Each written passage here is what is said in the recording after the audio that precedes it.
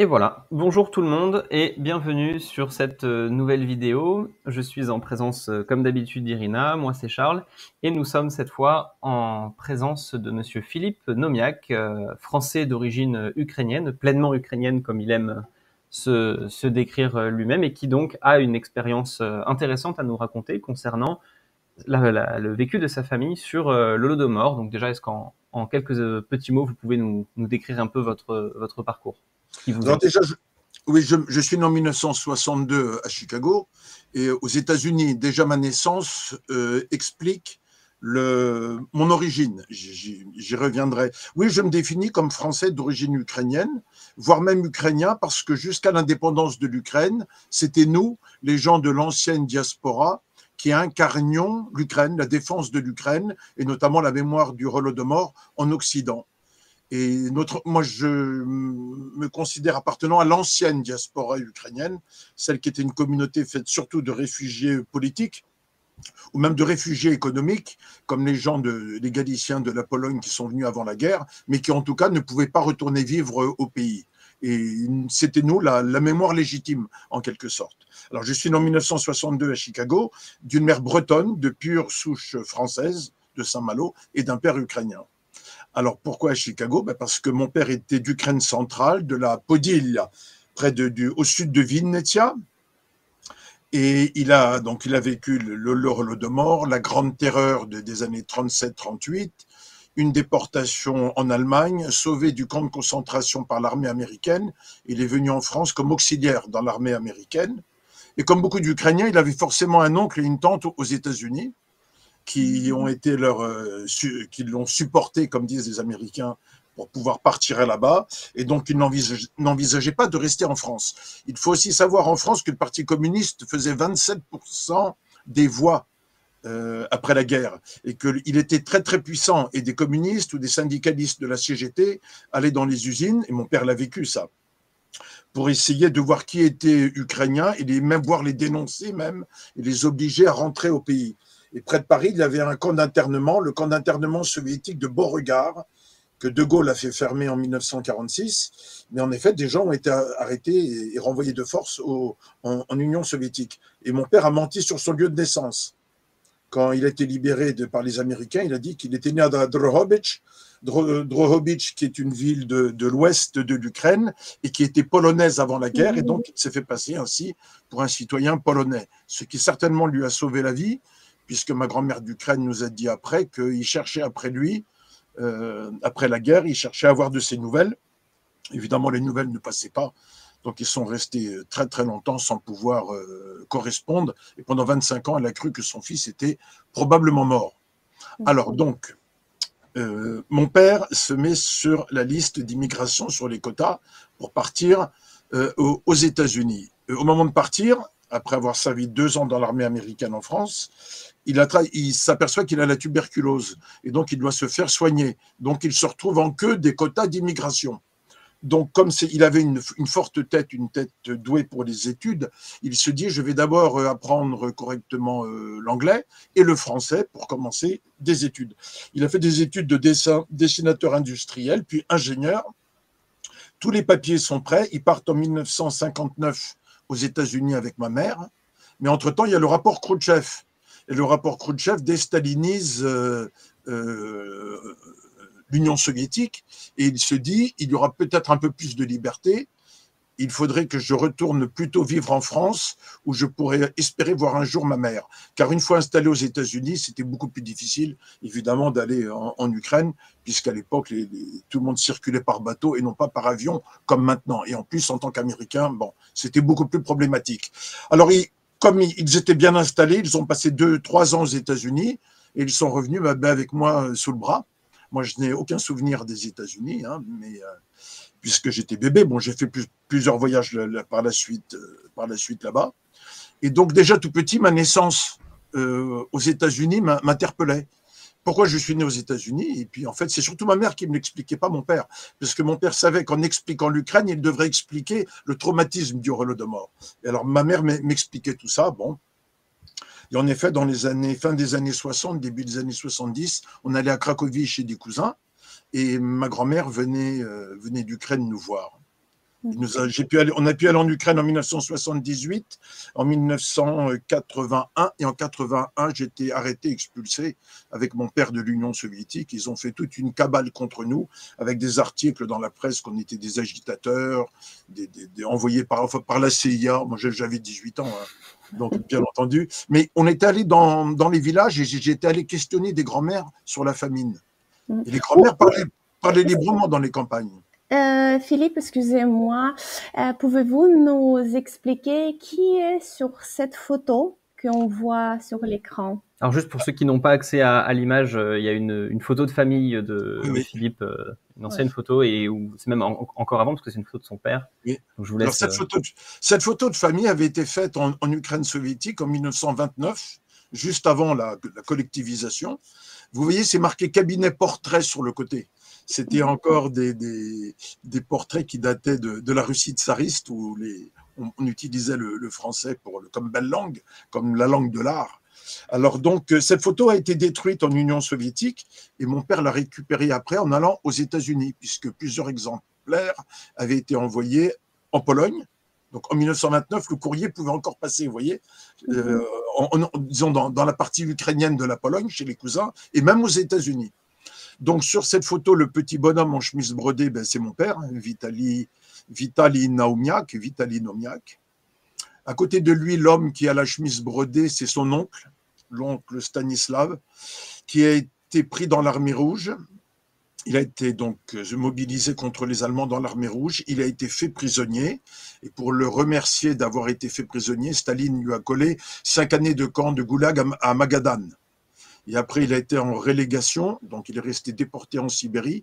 Il est revenu en 1953, après la mort de Staline. Il est mort de misère après en Ukraine. C'est ce que ma grand-mère nous a raconté. Le monsieur qui est assis là avec le regard dur un peu et perçant, c'est mon grand-père. Mon grand-père, que moi je n'ai pas connu, était né dans la partie ukrainienne de l'Ouest, qui était austro-hongroise avant la Première Guerre mondiale, puis polonaise entre les deux guerres. Et lui, il avait servi dans le corps militaire ukrainien de l'armée austro-hongroise, qu'on appelle les Sichovi Strelci, les tirailleurs de la Sich, puisque l'Empire des Habsbourg était très tolérant à l'égard des Ukrainiens. Et pas de chance, il est resté coincé en Ukraine soviétique. Et en 1937, alors il n'était pas paysan, donc il n'a pas été collectivisé et affamé, façon de parler, en 1933. Mais en 1937, il a été rattrapé par la patrouille soviétique. Et il y avait un ordre qui disait que tous les Ukrainiens mâles qui étaient nés en Pologne devaient être arrêtés et liquidés comme espions, ennemis du peuple. Enfin, vous savez, selon la paranoïa soviétique, il est exécuté d'une balle dans la tête en 1937 et il repose dans le charnier de Khaliaven, qui est au nord de Tchernihiv, au nord de Kyiv, où il y a là 5000 victimes de la Grande Terreur. Enfin, la Grande Terreur a fait 200 000 victimes en Ukraine, hein, entre les gens qui ont été exécutés, les gens qui ont été déportés. Voilà, donc je sais maintenant qu'il est enterré là-bas. J'aimerais pouvoir y aller et mettre sa photo sur un arbre, comme le font les Ukrainiens, et faire venir un prêtre pour la panacheda, le requiem, au moins faire ses obsèques. Mais peut-être, je serai en retraite prochainement, alors j'espère y aller. Donc voilà, et c'est ma grand-mère, évidemment, qui est au milieu, Bronislava Nepodolska, qui était d'origine polonaise, et qui d'ailleurs parlait polonais avec son fils. Et mon père connaissait aussi le polonais, c'est ce qui l'a sauvé notamment à la Libération lorsqu'il s'est fait passer pour un Polonais. Voilà pour la photo. Et on est reparti. Donc voilà, on était sur donc l'histoire de votre famille où vous veniez de nous parler de la sœur de votre père. Oui, qui est morte pendant la famine. Oui, enfin, toute la famille a été pratiquement anéantie. Ma grand-mère est restée seule. Ses parents ont été déportés au Kazakhstan aussi après la guerre. D'accord.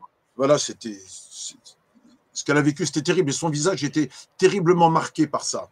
Elle est très, très ridée. Quand j'ai vu la première fois en Pologne, j'ai eu peur. J'avais 6 ans. Et j'ai eu peur en la voyant parce que j'ai comparé son visage avec celui de ma grand-mère française qui avait un visage de Parisienne, qui était élégante et dont le visage avait été préservé de toute cette souffrance. Quel âge avait-elle de son côté au moment de la famine? Ma grand-mère était en 1900, je crois, 1898. D'accord, Donc, donc une trentaine, un peu plus d'une trentaine ouais, d'années. une trentaine d'années, ouais, ouais, ouais.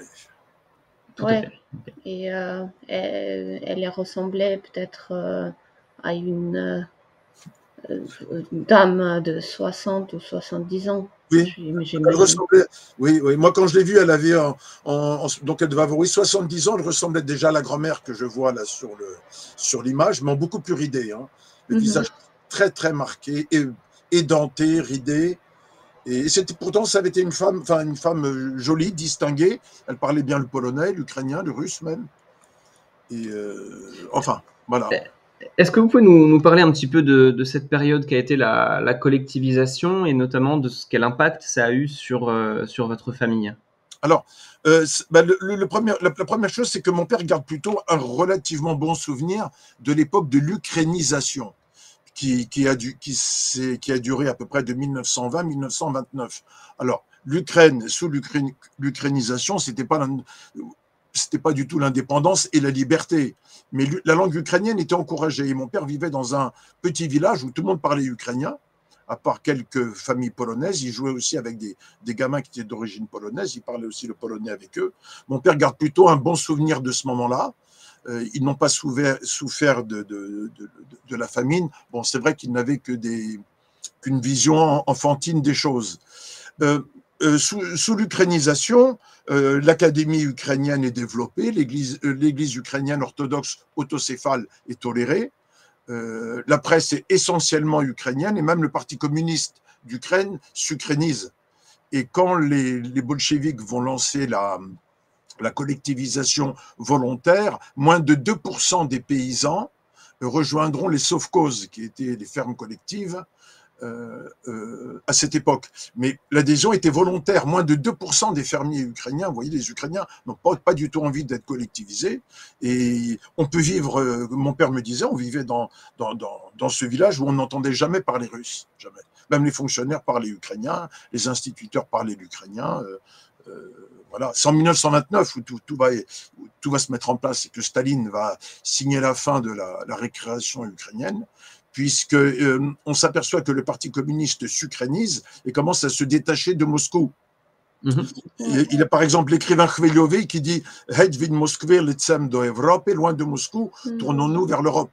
Ouais, et même après Mykola Khveliovy, il a rejoint le Parti communiste qu'on le rapproche maintenant. Mais au début, oui, il était très, très pro-Ukraine. Il était très, en effet, oui. Il va se suicider après quand Bien il va. sûr, parce qu'elle ne pouvait pas supporter qu'on a mis fin Oui, de oui, cet épanouissement culturel. Si je ne me trompe pas, c'est Lénine qui a poussé ukrainisation, qui a oui, oui, donné le chemin, en fait. oui, Et oui. Staline a mis le fin. Alors Staline voit que l'Ukraine, en effet, pourrait devenir un potentiel danger, encore qu'à mon avis, toute résistance nationaliste ukrainienne ou indépendantiste n'existait déjà quasiment plus en 1929. Mais surtout, l'Ukraine pouvait devenir une région ukrainienne autonome attachée à son agriculture. Et donc, il fallait briser un grand coup pour mettre fin à cet autonomisme ukrainien qui mènerait probablement sur une volonté d'indépendance en se politisant. Alors, le 1929 est l'année fatidique, et selon le procédé tel que l'a bien analysé Raphaël Lemkin, qui est ce grand juriste juif polonais qui est à l'origine de la définition de la Déclaration des droits de l'homme dans la Constitution de l'ONU de 1958, il avait exprimé au Manhattan Center en 1953 devant la communauté ukrainienne, parce qu'on a retrouvé par la suite son discours. Il voit déjà là, dès 1929 en place, le processus qui va aboutir au génocide. C'est-à-dire d'abord, il faut liquider les élites. On va purger le Parti communiste d'Ukraine de tous ces éléments trop ukrainiens. Et par exemple, en 1930, les Ukrainiens sont déjà minoritaires au sein du Parti communiste d'Ukraine. Ils sont déjà minoritaires. On va liquider l'Église. L'Église va être totalement liquidée. L'Église orthodoxe autocéphale. On va liquider l'Académie des sciences pour mettre en place une politique de russification. 30 000 académiciens, poètes, écrivains vont être déportés et supprimés par la suite, lorsqu'ils n'ont pas été carrément supprimés sur place dans les prisons. On va faire le fameux procès du CVU contre l'Académie en disant qu'ils avaient comploté pour créer un État ukrainien indépendant. Enfin, ce qui est faux. Ces gens-là étaient des Ukrainiens, mais ils n'avaient aucun complot visant à abattre le système soviétique. Et l'Ukraine est privée complètement de son intelligentsia et de ses cadres. Donc, reste face aux communistes russes, maintenant donc aux russophiles, on peut dire, la masse paysanne. Mais il faut mater 25 millions de paysans ukrainiens et c'est pas si simple. Donc la collectivisation va se faire. La collectivisation va se faire dans toute l'Union soviétique d'ailleurs, mais elle va être particulièrement violente en Ukraine, puisqu'on va de force obliger les paysans à rejoindre les kolkhozes. Alors, ceux qui refusent de signer sont arrêtés, déportés, voire tués, et parfois même torturés sur place. La collectivisation va faire 800 000 victimes pour l'Ukraine. Il faut noter aussi que pendant cette période, on a eu en Ukraine beaucoup de manifestations et des paysans qui n'étaient pas contents. Histoire est dit qu'on a eu 3000 jusqu'à 3000 manifestations, ce qui justement a amené, c'est la partie responsable, entre guillemets, qui a amené à cette politique de Staline qui a dit il faut les détruire pour qu'ils n'élèvent plus la tête. Oui. Sur 17 000 villages, je crois, il y a en effet 3 000, sur les 3 000 villages qui se soulèvent, oui. Et donc, en effet, là, il voit il faut frapper fort, sinon... Voilà, et en effet, donc là, il y aura tous ces gens tués sur place, déportés, à peu près 800 000 victimes. En 1932, l'Ukraine est déjà collectivisée. L'Ukraine est collectivisée à 80%. L'Ukraine aurait pu ne pas mourir de faim. C'est-à-dire que ce n'est pas la collectivisation qui va créer la famine. La collectivisation va être le moyen d'extermination, comme par exemple, on peut comparer ça au ghetto pour les Juifs, la ghettoisation des Juifs va les mener plus tard à l'extermination totale. En 1932, en effet, oui, l'Ukraine est déjà collectivisée, elle aurait pu ne pas mourir de faim. Mais alors, il y a une montée en puissance de cette espèce de haine anti-ukrainienne, c'est-à-dire qu'avant, les Ukrainiens ne sont que des koulaks. Donc le point kurkul en ukrainien, cela signifie le paysan qui est réfractaire à être collectivisé. À partir de 1932, on va changer de discours. Et déjà, le koulak ne sera plus que koulak, mais il va être koulak nationaliste ukrainien, koulak nationaliste bourgeois, koulak pécloriste, du nom de l'ancien président ukrainien.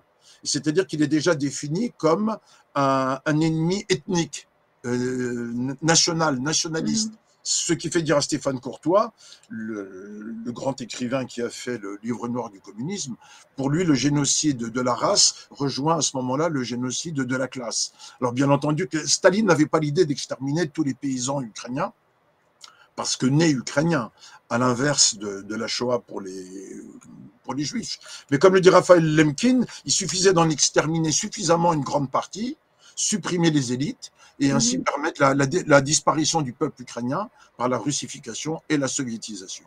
Et on arrive en 1932, où donc l'Ukraine est collectivisée, et là c'est le procédé que décrit Hannah Arendt dans son livre sur le totalitarisme, clairement définir l'ennemi à abattre, donc le paysan nationaliste, qui est forcément nationaliste ukrainien bourgeois, qui cache son grain, qui cache son blé pour ne pas le donner au prolétariat soviétique, l'empêcher de circuler, on va créer un passeport intérieur, le paysan n'a pas le droit de quitter son canton, on lui interdit l'accès aux villes, et on lui interdit, on rétablit les frontières de l'Ukraine avec la Russie et la Biélorussie, et donc, la Roumanie et la Pologne, ça existait déjà, hein, bien entendu, et 25 millions de paysans ukrainiens sont coincés, et l'Ukraine devient une immense prison à ciel ouvert.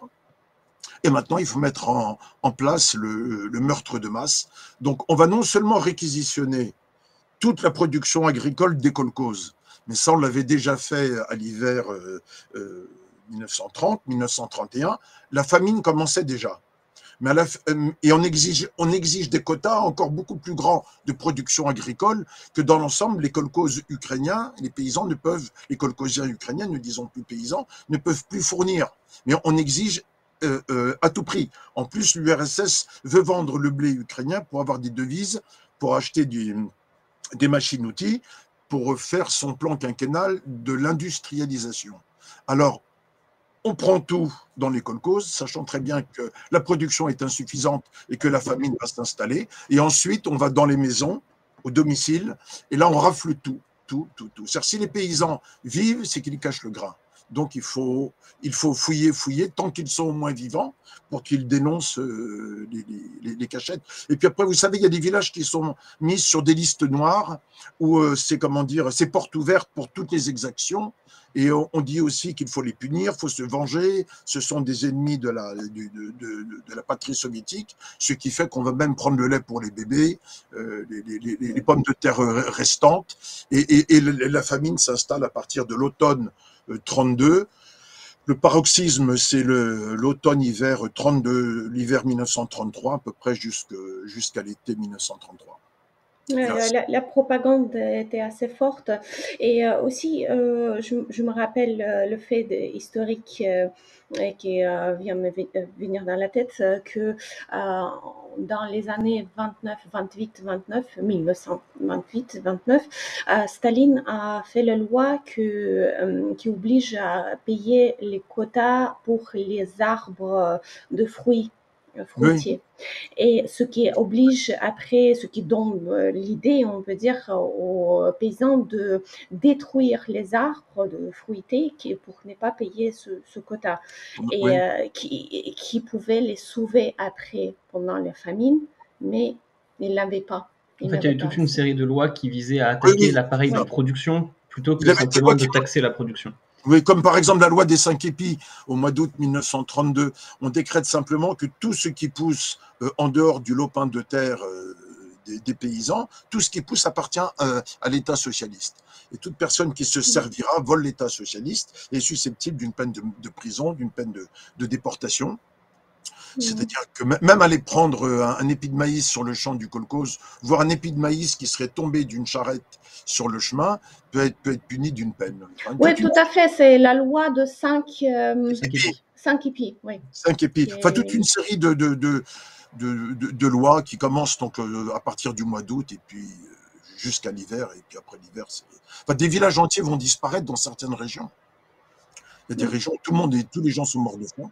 Ou alors où des épidémies sont arrivées par-dessus, les survivants ont fui. Et puis, comment est-ce que dans la collectivisation, ils ont géré la compétence des hommes? Est-ce qu'ils ont, quand ils ont collectivisé, pris les paysans pour les continuer à en faire des paysans? Moi, j'ai cru comprendre qu'il y avait eu aussi une mécanique de justement éloigner les hommes, en particulier ceux qui pouvaient être susceptibles de faire des révolutionnaires si ça a un sens, et aller les faire travailler au loin à l'usine pour ne laisser au final dans les champs que des gens moins compétents, moins expérimentés à ce travail.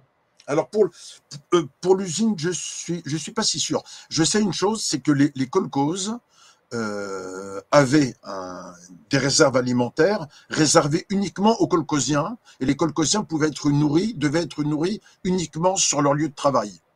Et souvent, d'ailleurs, ces rations alimentaires des kolkhozes ne suffisaient pas parfois à les faire survivre. Et que pour eux, et pas pour leurs enfants. C'est-à-dire que l'appareil d'État politique des kolkhozes décidait qui avait le droit de manger, qui avait le droit de vivre, et donc qui était destiné à mourir. Alors pour les hommes, je ne sais pas. Je sais que des hommes ont tenté de fuir. Certains sont allés notamment dans la région du Donbass où il n'y avait pas la famine, puisque le Donbass était en pleine industrialisation, où parfois en mentant, en cachant leur identité, ils ont pu survivre en travaillant dans les usines ou dans les puits de mines, ce qui explique d'ailleurs aussi la soviétisation du Donbass, qui va devenir une espèce de microcosme de l'élite du prolétariat soviétique, où en effet on ne mourrait pas de faim, et où certains Ukrainiens ont pu trouver refuge, mais aussi où on a amené pour travailler des populations des autres républiques soviétiques, et notamment de Russie. Voilà un peu le paradoxe du Donbass d'ailleurs. D'accord, oui, puis c'est vrai que pour l'aspect industriel, il emporte encore les traces aujourd'hui, Oui, et c'est toujours une région très industrielle. oui, oui, Ok. ben oui, oui. Et vous nous avez aussi parlé du coup de pendant cette période de kolkhoz, donc de toutes les mécaniques dans lesquelles on allait essayer de chercher de la nourriture chez les paysans. Est-ce que vous pouvez nous Oui, raconter un peu les témoignages? Qu'est-ce qu'on a là-dessus comme retour sur comment ça alors, se passait? comme on le voit sur la photo, c'était des razzias de jour comme de nuit. Et ils avaient surtout, comme le montre le monsieur, ses pics, cette espèce de grande perche métallique, où il avait une pointe pour percer, et une espèce de petite poche, comme un orifice à l'intérieur qui avait été vissé pour voir s'il y avait du grain. C'est-à-dire qu'on on enfonçait ça dans la terre ou dans le chaume du toit, et si un sac de grains était caché, il y avait forcément des grains, des graines de blé, par exemple, qui étaient au bout de la pique. Et alors après, ben voilà, on prenait tout, on mettait le feu à la toiture, ou alors on creusait et puis on volait les réserves. Souvent, il n'y avait pas grand-chose. C'était les simples réserves des fermiers. Alors, les fermiers avaient inventé des tas de choses pour cacher leurs réserves d'hiver. Hein. Certains ont mis des bocaux qui ont été cachés à l'extérieur des champs, partout. Enfin, ils avaient des chiens renifleurs. Ils pouvaient passer de nuit comme de jour, forcer les gens à se dénoncer les uns les autres. Enfin, c'était un climat qui était. Quand j'ai les personnes qui m'ont parlé de ça, notamment pour le film de Bénédicte Banet et les témoignages que j'ai recueillis moi-même pour le livre, ces gens-là, ces grands-mères en parlaient encore avec effarement, quoi. Ils disaient que c'était l'apocalypse dans leur village, sur Terre. Et ensuite, les gens mouraient, les charrettes passaient dans les maisons et ramassaient les cadavres. Enfin, on le voit dans le film intéressant de L'ombre de Staline. Le passage sur la famine est court, mais très, très bien montré et très bien dit. Vous voyez? Ouais, effectivement, on a beaucoup des histoires vraiment astreux, comment ça se passait. J'ai écouté aussi et regardé des témoignages assez forts. Ce qui me rappelait, c'est la collaboration des, comment dire, de chefs de village qui connaissaient tous les villageois et en même temps, ils devaient collaborer avec le Parti communiste. Et donc, les certains, bien sûr, ils ont collaboré parce qu'on vit bah, la vie de leur famille, mais les certains se suicidaient et les certains aussi, ils ont collaboré, mais en même temps, ils ont essayé d'aider aux villageois, par exemple, quand ils ont fait les recherches, comme vous dites, ils sont venus dans la maison, ils cherchaient partout. Le chef de village, il a ouvert le tiroir, il a vu qu'il y a le blé caché, il a fermé le tiroir, il n'a rien dit. En fait, et cette blé, il a sauvé la famille de cette témoin qui a raconté cette histoire. Oui, oui. Donc, Demander aux victimes de participer aussi à la destruction de leur propre peuple, c'est typique du processus génocidaire. On voit ça dans le nazisme aussi. Il y avait des comités juifs dans les ghettos. Bon, il est évident que, par exemple, ces juifs dans les ghettos espéraient sauver leur vie, ils ne savaient pas qu'ils seraient tous exécutés à leur tour. Alors que beaucoup d'activistes ukrainiens ont survécu, par contre. Mais oui, il y a eu sur place, il y a eu en effet, bien sûr, des activistes ukrainiens. Mais au niveau de la direction du parti, les Ukrainiens étaient très très minoritaires. Hein. C'est avant tout je dirais le moteur de l'impérialisme russe communiste qui est responsable du Holodomor. Alors il y a aussi le fait des toxines, ces magasins Torhovelny Mahazen, où c'était des magasins d'État dans les villes ou dans les bourgades, où les paysans pouvaient amener leurs médailles, leurs icônes, leur or, oui. leurs prothèses dentaires même, en échange de pain ou de farine. Et ainsi, on a en plus dépossédé avant de mourir les paysans de leur, de, enfin, De leur de leur trésor. folie, de leurs trésors, de leurs bijoux, ce qui a amené aussi à des profanations de tombes. Ça, mon père l'a vu, ça, dans un cimetière où les tombes avaient été profanées pour arracher les bagues des cadavres ou les quelques prothèses dentaires qui pouvaient, au moins dorées, qui pouvaient exister. Ah oui, oui, ça a été abominable. Bon, on sait maintenant qu'il y a eu aussi des cas de cannibalisme. Alors, la question du cannibalisme est quand même un peu plus particulière parce qu'il ne faut pas le généraliser non plus. On sait qu'il y a eu des cas, ponctuellement, parce que à un moment donné, ça pourrait être dans l'intérêt de l'ennemi russe d'insister là-dessus pour animaliser les Ukrainiens. Tout à fait. En disant, oui, mais enfin, les Ukrainiens, ils ont souffert de la famine, mais regardez, de toute façon, ils sont tous à moitié cannibales. Et donc, à la limite, s'ils sont morts de faim, c'est parce que c'était des primates et des primitifs, vous voyez. Je n'ai pas complètement en avant l'idée du cannibalisme. Ça existait dans le village de mon père, oui. Il y a eu en effet une femme qui a kidnappé pris des enfants, et voilà. Mais malgré tout, ce n'était pas une généralité, comme il n'y a pas une généralité de cannibalisme dans le ghetto de Varsovie non plus, par exemple. Non, mais bien sûr, c'est le phénomène qui peut s'installer n'importe où il y a le génocide, avec la famine. Dès qu'il y a la famine. Oui, dès qu'il y a la famine, en fait. Dans toutes les régions, il y a des histoires, mais ils sont tellement marquants, et comme vous avez dit, que la propagande, elle l'utilise pour déhumaniser l'ennemi. Des ennemis, oui. Là, c'était marquant, en effet. Oui, ça a énormément marqué les gens dans les villages, il y a une espèce de honte collective après qui s'est installée autour de ça, qui après a pu donner aussi à des exagérations dans le discours pour les générations suivantes, vous voyez. C'est affreux. Quelqu'un qui m'a raconté l'histoire qu'ils ont acheté la maison, et en faisant le travaux dans la cour, ils ont retrouvé le pot avec les os d'un enfant dedans. Et voilà, c'était... Qu'est-ce qu'il fait avec ça, en fait? Oui. Dans le livre, j'ai recueilli le témoignage d'une dame, d'une grand-mère qui est décédée depuis. J'ai changé son nom, j'ai mis que son prénom, où ses parents avaient tué son petit frère et sa petite sœur. Elle s'était enfuie. Et c'est curieux parce qu'elle parlait de cette famille comme si c'était d'autres personnes. Elle s'était dédoublée pour survivre. Et quelqu'un m'a dit qu'en effet, que tout le monde connaissait son histoire, mais elle n'appartenait plus à ses parents, en quelque sorte. Oui. Bon, alors après, il faut savoir qu'on n'a pas pu en parler, évidemment, en Union soviétique jusqu'à la perestroïka, jusqu'à 1989. Le sujet était complètement tabou. Alors vous imaginez, tous ces gens ont vécu avec ça, tout ce passé refoulé. Là, heureusement qu'il y a eu quand même la chute de l'URSS pour recueillir ces milliers et milliers de témoignages, dont des témoignages d'adultes. Moi, j'ai commencé ma quête de témoignages en 2006. Alors, tous les témoins recueillis étaient enfants pendant le génocide, sauf une dame qui avait 102 ans, qui est dans le livre d'ailleurs, et qui est dans le film aussi.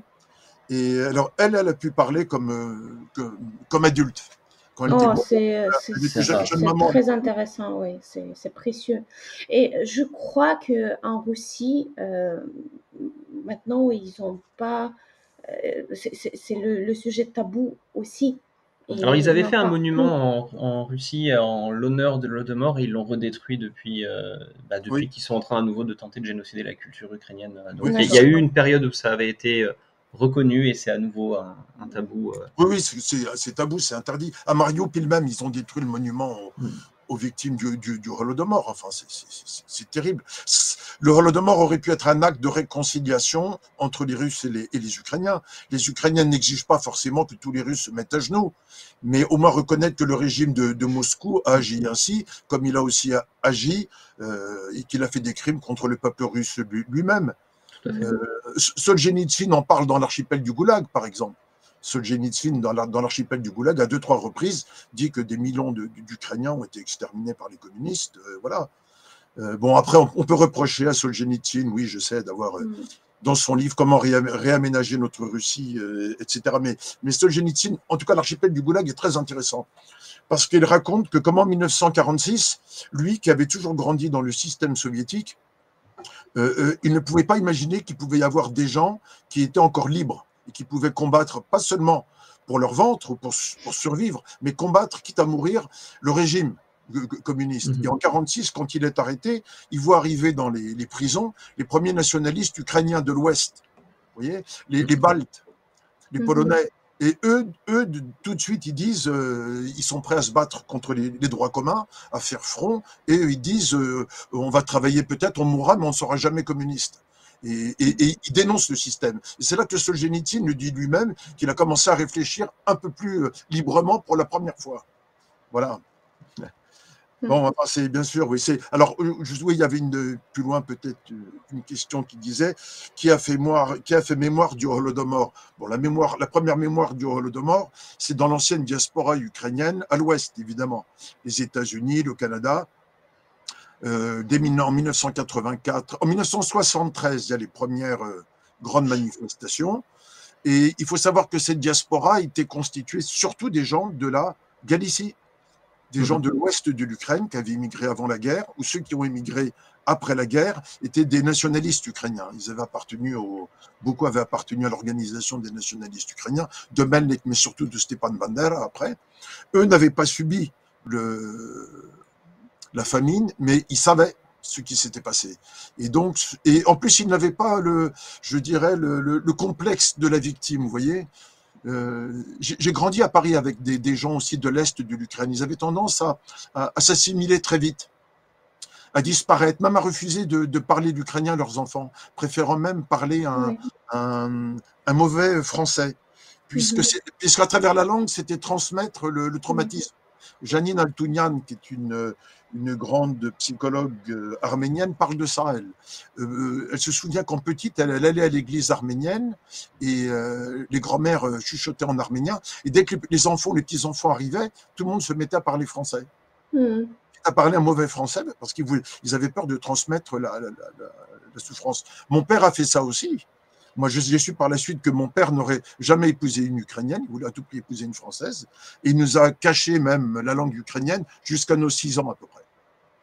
Quand ils sont revenus des États-Unis et qu'ils savaient qu'ils pourraient aller en Pologne, ou peut-être voir un jour en Ukraine, revoir sa famille, du jour au lendemain, il s'est mis à nous parler en ukrainien. Il a sorti les bouquins, les abécédaires et tous les livres de lecture ukrainiens du Canada, avec un contenu bien ukrainien, vous voyez, bien patriote, et il s'est mis tout de suite à nous parler, à nous apprendre l'ukrainien. Donc, vous avez quel âge quand il a commencé à parler ukrainien pour la première fois? Moi, j'avais 6 ans, moi, et ma grande sœur avait 8 ans. D'accord, donc jusqu'à 6 ans, vous n'avez pas entendu l'ukrainien. Donc, on parlait que français, et en plus, au retour des États-Unis, on vivait en province. On avait vécu à Orléans, on avait vécu en Normandie. On arrive j'ai 6 ans, 1968, mon père était professeur. On arrive, il nous met à l'église ukrainienne, l'église gréco-catholique ukrainienne, surtout, comme je le disais, la diaspora était de la Galicie. Il nous met, moi, il me met à servir la messe comme enfant de chœur, il nous parle l'ukrainien, il nous met à l'école ukrainienne des religieuses, des sœurs, il nous inscrit au ballet ukrainien de danse, et tout d'un coup, l'identité nous est tombée dessus. Je dirais pas violemment, ça nous convenait très bien. Avec ma sœur et mes petites sœurs, on trouvait ça super d'avoir une double identité. Et pourquoi alors il est caché ça? Parce que votre père, il n'a pas subi Holodomor. Si, mon père, il a subi, il l'a vu. Il a vu. Et lui-même a été affamé, il était resté petit de taille, il avait souffert de la faim, et il a vu sa petite sœur mourir de faim. C'est-à-dire que mon grand-père travaillait dans l'usine de la betterave à sucre juste à côté. Mon grand-père ramenait des rations, mais les rations suffisaient à peine pour nourrir la famille. Voilà, donc il l'a vu, ils ont été touchés par ça, oui, quand même. Oui, donc la langue égale la mort. Oui, voilà. La langue, voilà.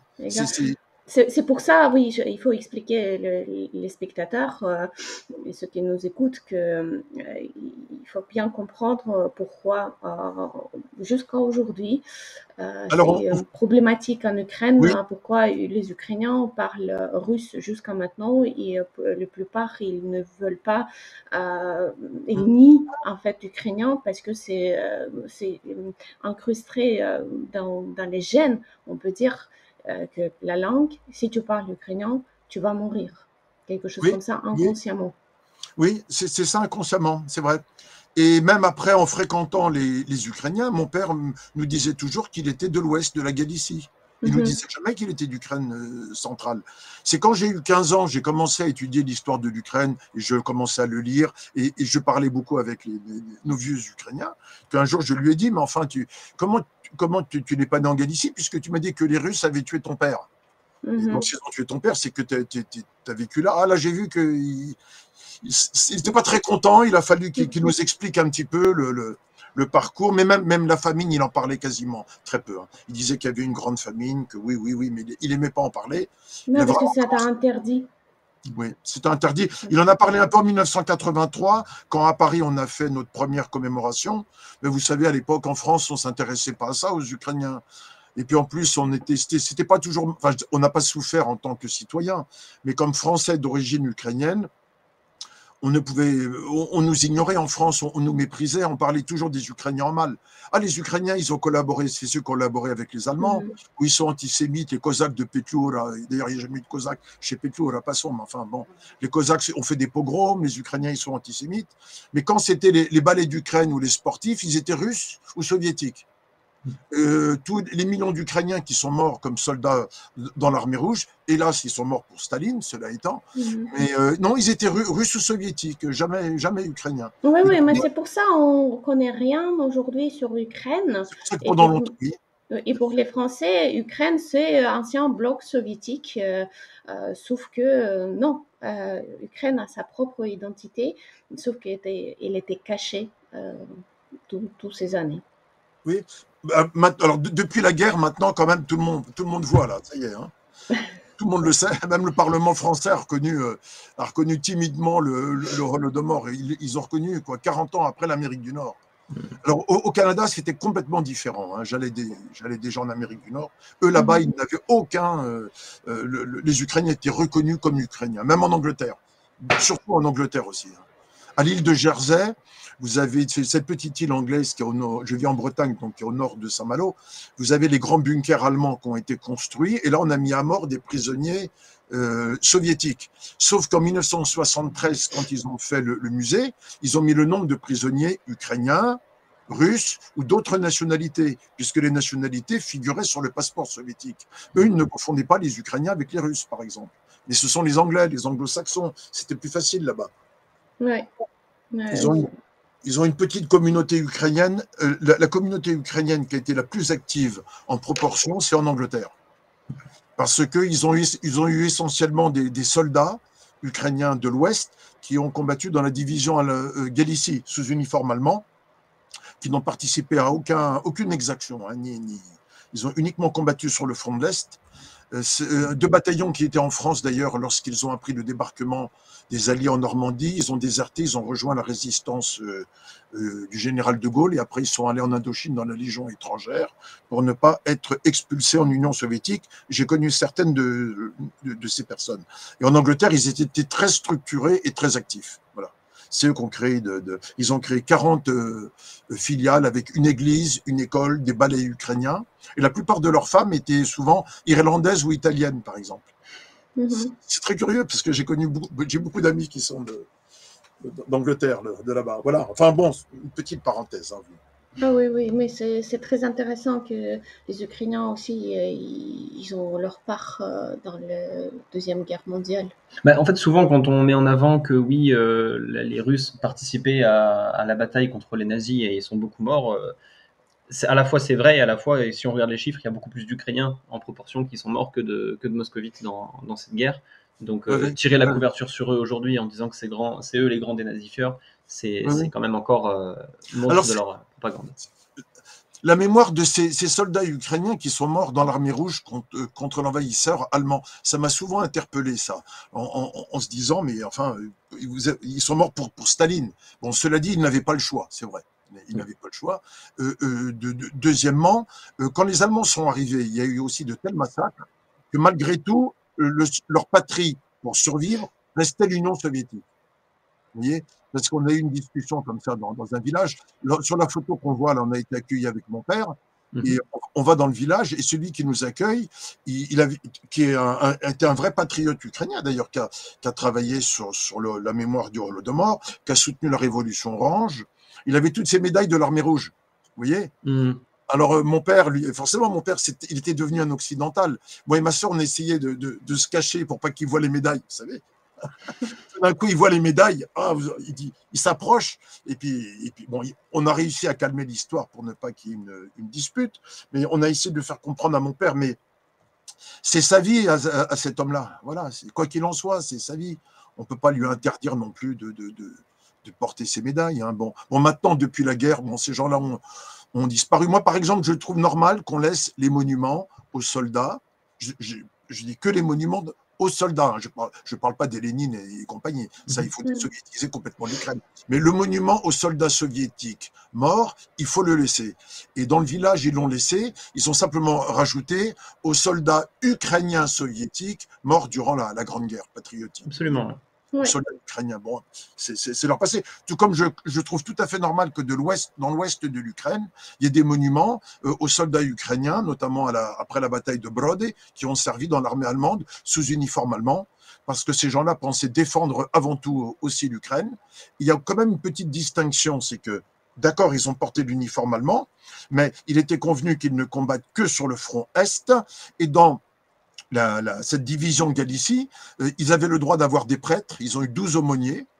Le prêtre ukrainien qui était à la paroisse de Paris, que j'ai bien connu, avait été aumônier dans la division Galicie. Ils avaient droit à leur langue, ils avaient droit à leurs journaux, ils avaient droit à leur culture ukrainienne, à une certaine liberté de parole. Ils n'avaient pas le droit au drapeau, mais ils avaient droit quand même au lion de Lviv, bleu et jaune sur l'écusson. Et puis certains après la débâcle, je crois que 2000 d'entre eux vont rejoindre les partisans ukrainiens nationalistes dans les Carpates pour attendre l'arrivée des soviétiques et combattre contre les soviétiques. Alors bon, c'est très complexe, c'est très difficile de juger avec le temps. Oui, en effet, il y a des nationalistes ukrainiens ont tué des Polonais en Volhynie, des nationalistes ukrainiens ont collaboré avec les Allemands. Ça me dérange pas du tout qu'on le dise, ça, sous réserve qu'on dise les millions Oui, il faut reconnaître les faits historiques, il ne faut pas cacher. Il ne faut pas cacher, bien sûr. L'Ukraine est en phase de démocratisation, justement, en sortant de ce soviétisme, et savoir reconnaître ses torts, ça fait partie des valeurs importantes de la démocratie, reconnaître. Donc il faut absolument pouvoir le reconnaître sans pour autant en faire le démon que la Russie essaye de créer derrière ça. Bien sûr, comme on peut, autre petite parenthèse, avant c'était très tabou, on ne pouvait pas en parler de ça. Mais dans le monde soviétique, comme les Ukrainiens étaient essentiellement des paysans et que l'intelligentsia avait été tuée, l'intelligentsia en Ukraine était majoritairement russe ou juive, par exemple.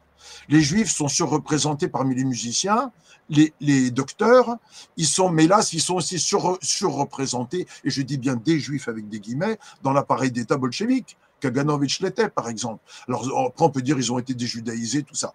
Tout à fait d'accord, mais ils sont aussi surreprésentés dans l'intelligentsia et dans les écrivains anti-soviétiques, comme Vassili Grossman, qui a écrit les 40, peut-être les plus belles pages écrites de la littérature sur le Holodomor, dont il avait été le témoin d'ailleurs.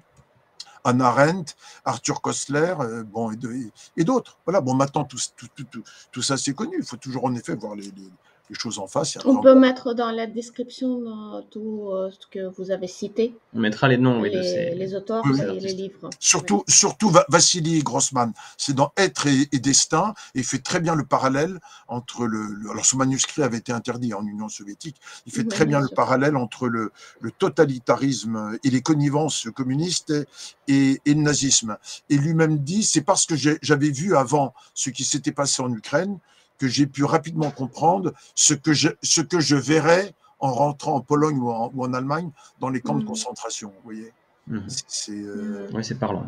Hannah Arendt, sur son traité sur le totalitarisme, est intéressant là-dessus, parce qu'elle pense vraiment le communisme et le nazisme comme le pile et face d'un même système, qui se sont en plus motivés les uns les autres, une espèce d'émulation mimétique des systèmes à la frontière, et évidemment, ça devait tôt ou tard aboutir avec le conflit, parce que Hitler avait besoin de son espace vital, et peut-être que plus tard, sinon, Staline aurait peut-être attaqué l'Allemagne, on ne sait pas. Enfin, c'est possible. C'est possible. De toute façon, à l'école,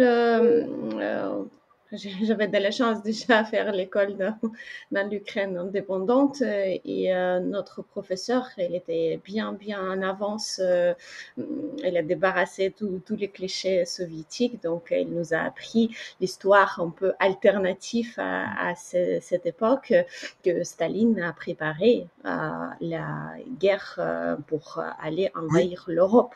Et en effet, oui. Elle nous a donné littérature à lire qui n'était pas dans le programme, les livres qui n'étaient pas dans le programme, et elle nous a parlé presque Oui, en chuchotant, en fait, en disant que c'est pas dans le programme, mais voilà, il y a cet avis qui existe, que tous les faits disent que l'invasion est préparée en avance pour oui. envahir l'Europe. J'ai entendu parler de ça aussi, oui, oui.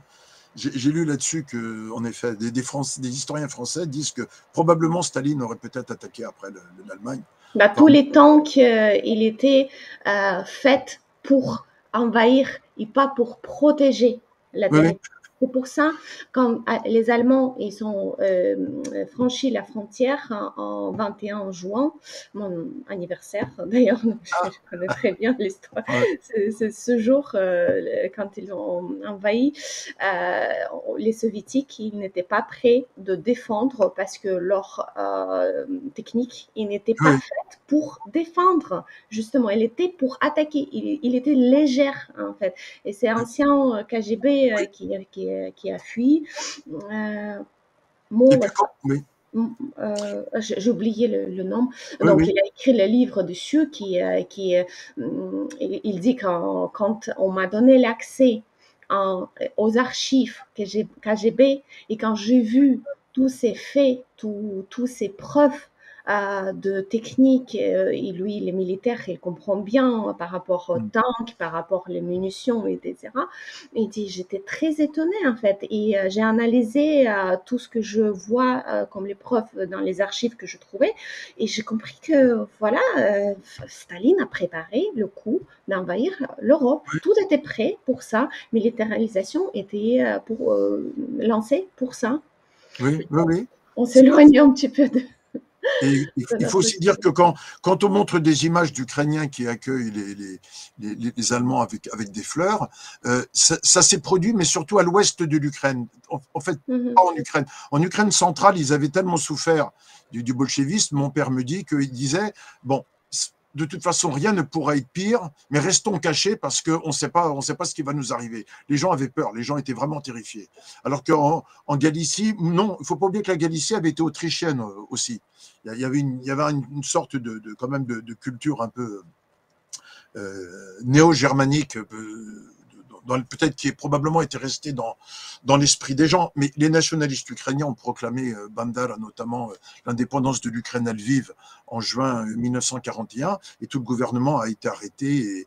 Et le frère de Bandera, notamment, est mort à Auschwitz, par exemple. Des nationalistes ukrainiens ont été tués à ce moment-là. Des nationalistes ukrainiens ont combattu contre les nazis aussi, comme il y a eu des nationalistes ukrainiens aussi. Bandera lui-même a passé presque toute la Seconde Guerre mondiale dans les prisons de la Gestapo. Donc Oui, oui. pour un soi-disant nazi, ça serait quand même un peu bizarre parce qu'il n'était pas C'est là en tant bizarre, que oui, oui, gardien. oui, Hein. oui, oui. Et Donc, puis Lupa a mené quand même l'armée des partisans. Ils ont mené quand même d'abord des raids contre les Allemands. tout à fait. Et quand ils ont vu qu'après Stalingrad c'était fichu, ils sont plutôt restés un peu en retrait en se disant l'ennemi principal qui va arriver ce sera l'armée rouge des Russes, quoi. Mhm. Ouais, c'est compliqué, oui, bien sûr. Ouais. Si on revient un petit peu Oui, sur l'aspect Holodomor, j'aimerais bien qu'on revienne un petit peu sur les conséquences un petit peu que ça a pu avoir. Vous nous avez déjà parlé du coup du comportement de votre père vis-à-vis de l'Ukraine, mais les choses plus en lien avec l'alimentation, alors oui, avec voilà, les stigmates que ça a pu lui laisser sur ce type de sujet. oui, oui. Bon, déjà, comme on le voit là, sur la photo, sa taille, je me souviens que mon père était très court sur pattes, comme sa sœur. Et beaucoup d'Ukrainiens de cette génération étaient comme ça. Alors que nous, on a une taille normale. Mon grand-père était plutôt grand. Et eux, ils étaient petits parce qu'ils avaient souffert de la malnutrition petit. Aussi. Deuxième chose, alors, il avait un caractère épouvantable, un caractère qui était difficile. Hein.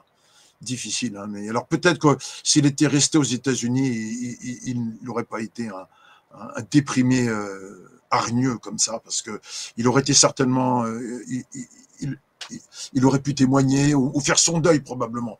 En France, en plus, comme professeur dans l'éducation nationale, avec tous les collègues qui étaient marxistes ou marxisants, c'était pas facile. Alors, il s'énervait tout le temps, il fallait toujours qu'il crie.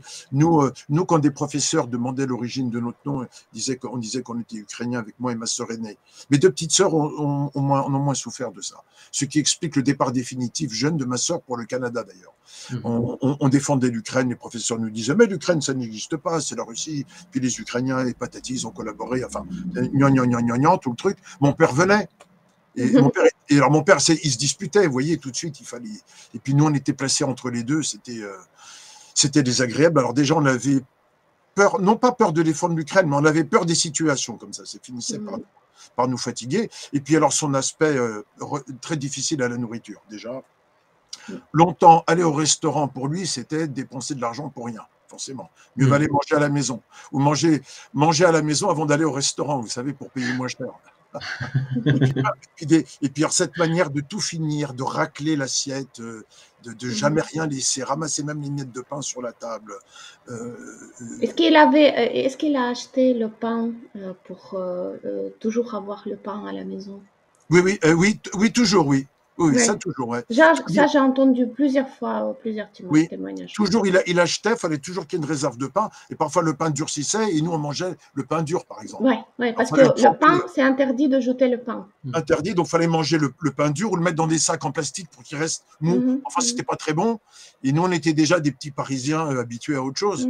Et quand on allait en Bretagne, je suis dans ma famille bretonne, c'était l'opulence, hein, c'était la large table, vous voyez. Et mon père, tout était compliqué, ça.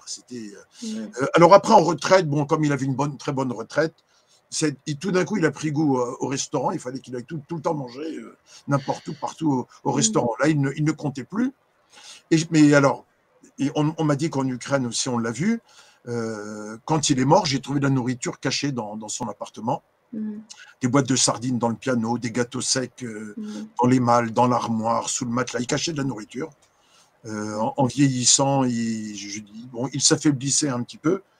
Et puis, la psychose était là quand même, de manquer. Peu de temps avant sa mort, il était à l'hôpital, il perdait un peu la tête. J'arrive et il me dit, en ukrainien, il me dit, alors déjà le voisin de lit me dit, il a parlé une drôle de langue, votre père, mais en tout cas, il a dû souffrir parce qu'il disait des choses, il divaguait dans une langue. Alors je lui explique que c'est l'ukrainien. Et mon père me dit en ukrainien, Philippe, va à la maison chercher les passeports, on part en Amérique parce qu'ils vont arriver. Je dis qui les Russes, pas les Allemands, hein, non. Les Russes, les communistes, ils vont arriver, on part en Amérique. Mon père a fait son deuil, il avait fait son deuil de l'Allemagne nazie. Il a passé 2 mois comme Ostarbeiter, c'est-à-dire travailleur esclave de l'Est, dans les usines. Et comme il a tenté de se sauver, il a fait 4 mois au commando du camp de Buchenwald à Cologne. Je suis allé là-bas, j'ai retrouvé aux archives, ils m'ont donné tous les documents, les attestations. Je suis allé voir la prison de la Gestapo où il avait été interné quelques jours avant d'aller au camp. Bon, du camp, il ne reste plus rien, juste une plaque. Au camp, il a failli mourir de faim aussi. Il a beaucoup souffert au camp. Mais il a fait le deuil parce que, comme il l'expliquait, les Allemands voulaient nous tuer à la tâche, mais ils ne cherchaient pas à nous convertir au nazisme. Entre nous, dans les blocs avec les Ukrainiens, on pouvait parler librement. On avait des espaces de liberté, malgré tout. Et donc, l'Allemagne, finalement, l'a moins traumatisé que le monde soviétique dans lequel il a grandi. Les Allemands, après, ont reconnu sa déportation. Il a touché des indemnités. Ils l'ont reconnu ses années passées en Allemagne pour sa retraite. Et puis, le nazisme a été dénoncé partout. Le nazisme a été dénoncé très vite en France. Parfois de manière un peu excessive et sur des supports un peu maladroits. Mais ça, c'est un autre débat, ça.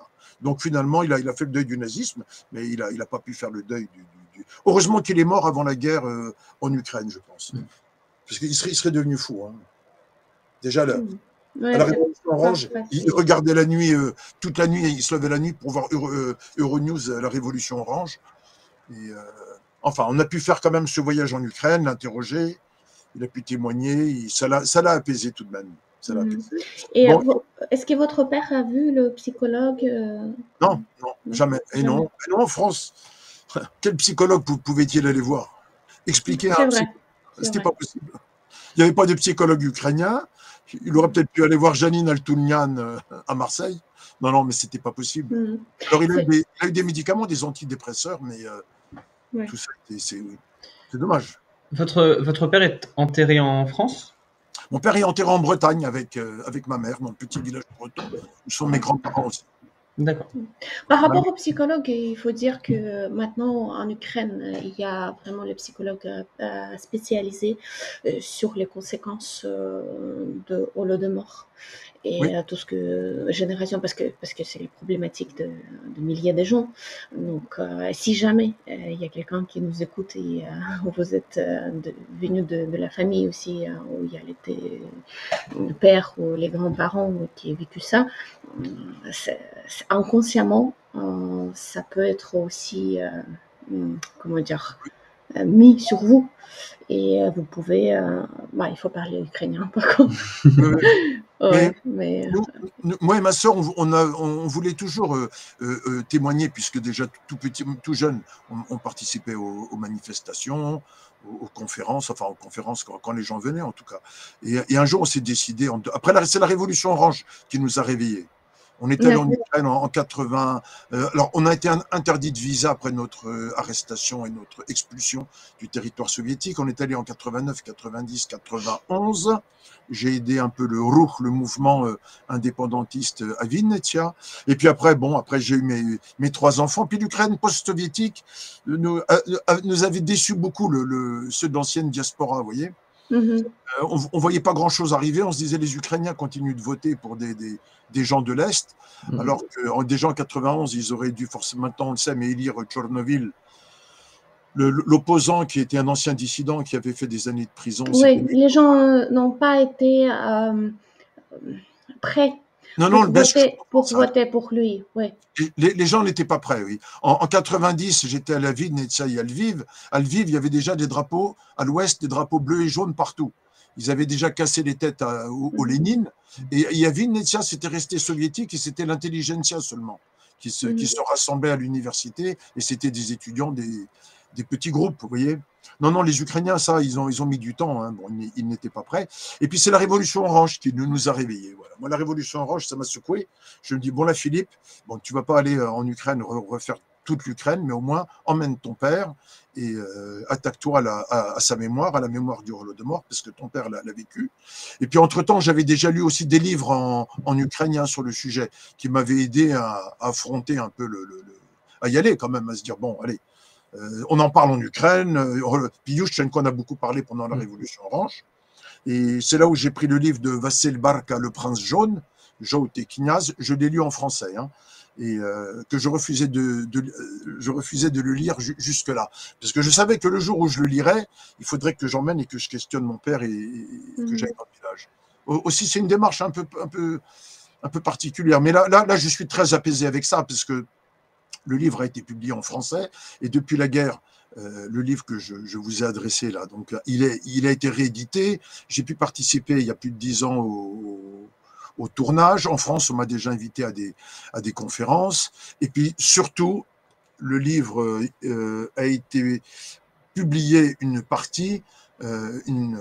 grande partie du livre a été publiée en ukrainien par l'ambassade de France à Kiev, donc à Kiev.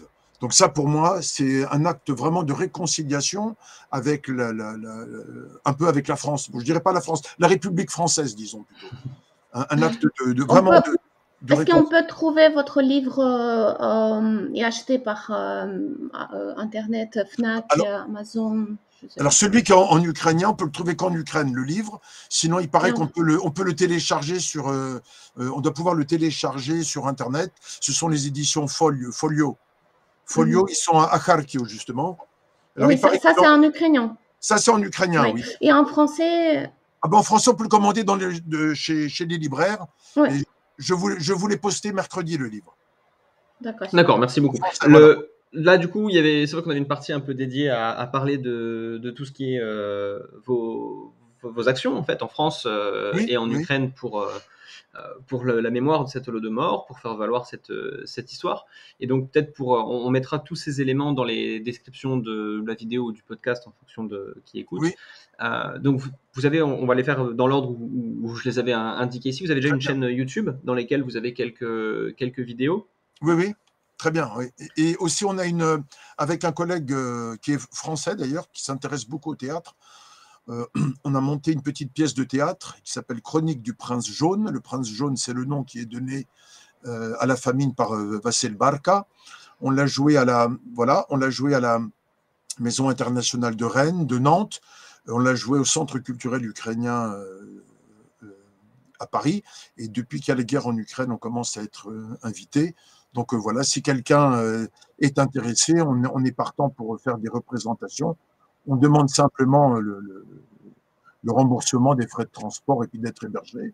J'ai ma propre exposition aussi, visage et parole des derniers témoins. Et aussi, je peux diffuser le court-métrage du film documentaire auquel on a participé. Mais la pièce de théâtre est en français et elle traite justement du rôle d'un réfugié ukrainien que je joue en prenant l'accent ukrainien de mon père et qui atterrit en France dans les années d'après-guerre, qui part en Amérique et qui veut laisser un cahier mystérieux à un prêtre.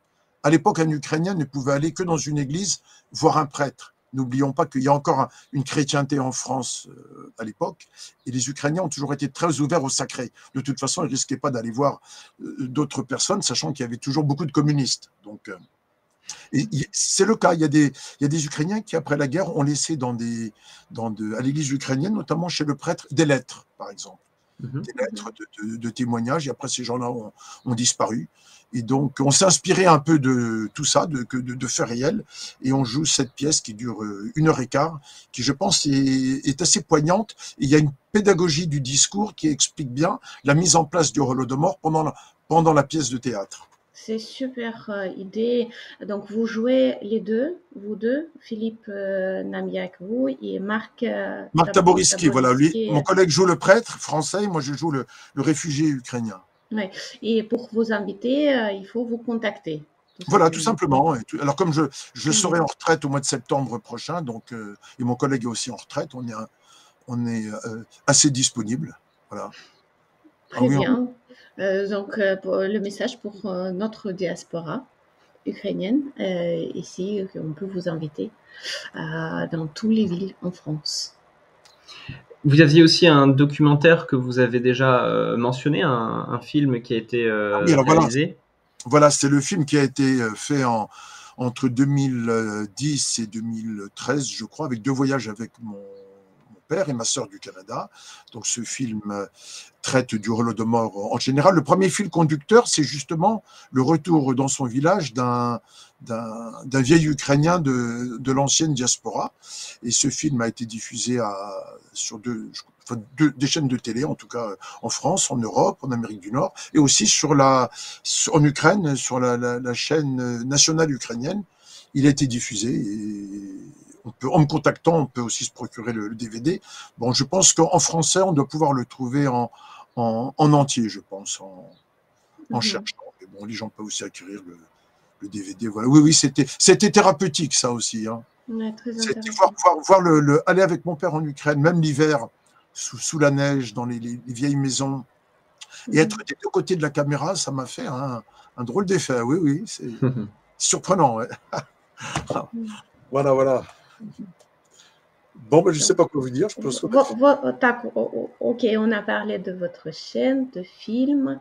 Et il y a eu un podcast que vous avez également diffusé, oui, sur Radio France Culture, oui. Bah, tout ça, c'est depuis la guerre en Ukraine, hein, depuis que le Parlement a reconnu l'Ukraine sur France Culture. Oui, ça m'a. Le montage est très bien. Moi-même, j'étais surpris d'entendre ma voix sur la radio et ça m'a touché, ça m'a ému même. Le fait même de m'entendre parler comme si c'était une autre personne qui témoignait de mon papa, vous voyez. Moi, je le mets en avant parce que j'ai écouté aussi et c'est vrai que c'est deux sections d'à peu près une demi-heure. C'est à la fois simple à suivre et émouvant, donc je ne vais pas dire que c'est facile à suivre parce qu'il y a ce côté émouvant quand même qui est touchant et qui interpelle nécessairement l'auditeur, mais je recommande beaucoup. Et puis donc le livre dont vous nous avez déjà parlé sur le Holodomor, il y en a une illustration ici, puis il sera bien sûr mis dans les commentaires également. Oui, bon. Voilà, je ne sais pas si vous avez d'autres... Non, mais écoutez, non, mais ça me fait plaisir, hein, je vous remercie. Vraiment. Merci beaucoup pour ce témoignage, c'était vraiment enrichissant. Il y a encore beaucoup de sujets qui donneraient envie de discuter. Oui, je regarde ce que vous faites, c'est bien.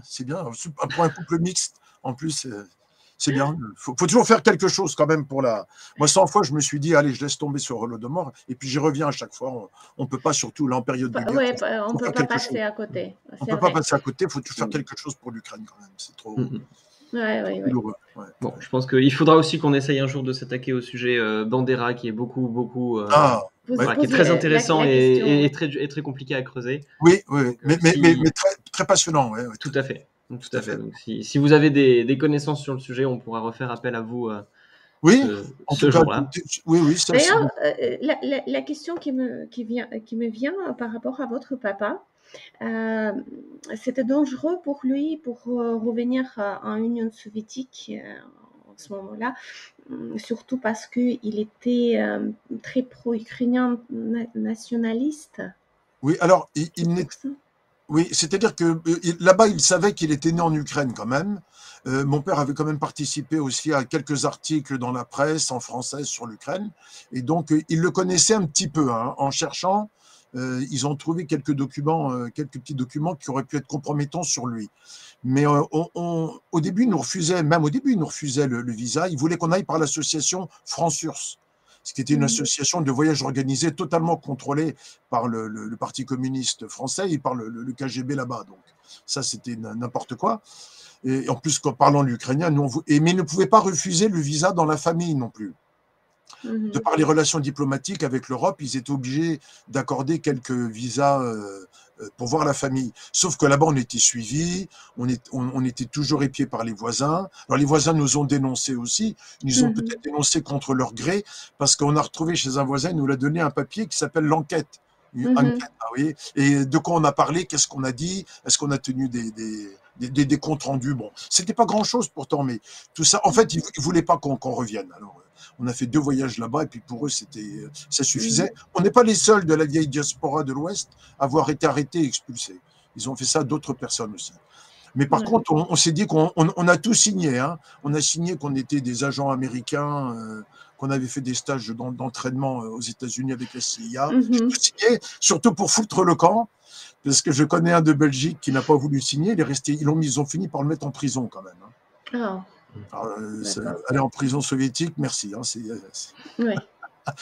Puis dans ce monde-là, que voulez-vous, hein, faut foutre le camp et puis mieux valait partir le plus vite possible. Enfin, c'était une bonne expérience avec le recul quand même, parce que j'ai vu le monde soviétique un peu de l'intérieur. Voilà. Avec ses bons côtés et puis ses côtés quand même difficiles. Pénurie alimentaire, mais des côtés humains aussi, des choses... oui.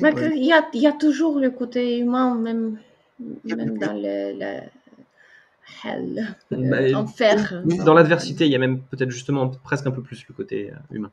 Oui. On était surpris de voir que les magasins étaient vides, mais tout le monde nous invitait.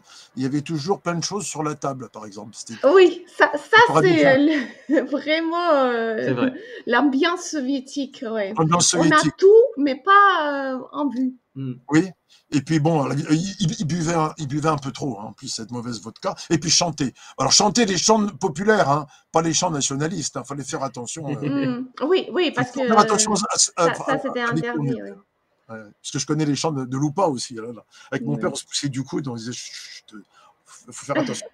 Batko nash Bandera. Voilà. On connaissait des beaux chants soviétiques aussi, ukrainiens. Hein.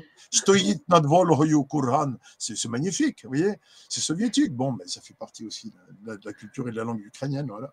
Ouais, la culture, il y a beaucoup de sujets encore à aborder en culture ukrainienne parce qu'il faut le mettre en avant.